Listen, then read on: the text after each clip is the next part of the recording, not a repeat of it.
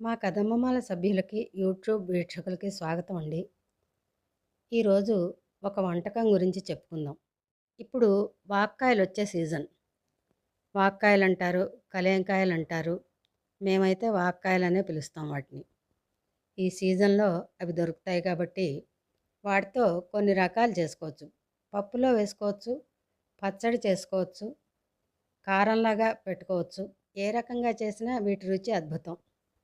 ఒంటికి మంచిదే. ప్రతి కూరగాయకి ఏదో ఒక లక్షణం ఉంటుందండి. కొన్ని వేడి చేస్తాయంటారు, కొన్ని చలవ చేస్తాయంటారు, కొన్ని వాతం అంటారు. ఇలా ప్రతి కూరకి ఏదో ఒక లక్షణం ఉంటుంది.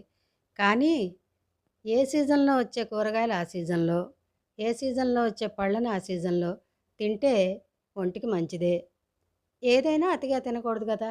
అలాగా ఈ వాక్కాయల్ని కొన్ని రకాలుగా చేసుకోవచ్చు.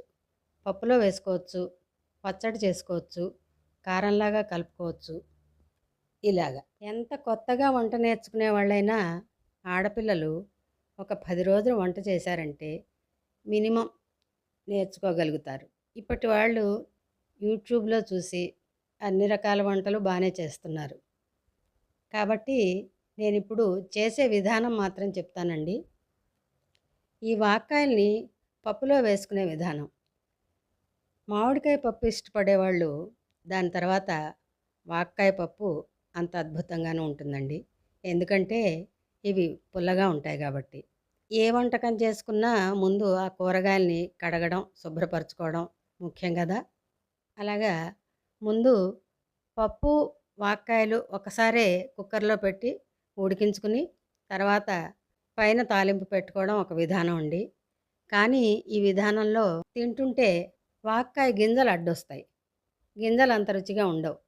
కాబట్టి కొంతమంది ఏం చేస్తారంటే ప్రతి కాయని కోసి మధ్యకి గింజలు తీసేసి పప్పులో వేస్తారు.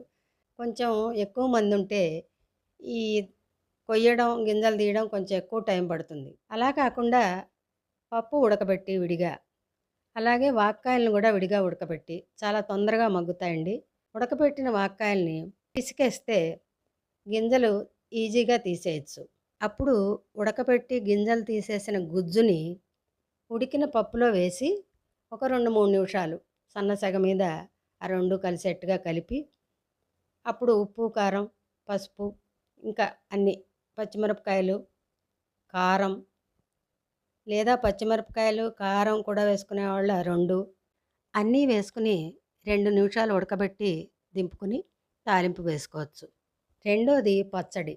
అన్ని పచ్చళ్ళు చేసుకునే విధానమేనండి.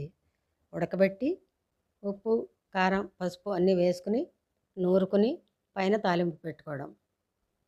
తర్వాత కారంలాగా కలుపుకోవడం.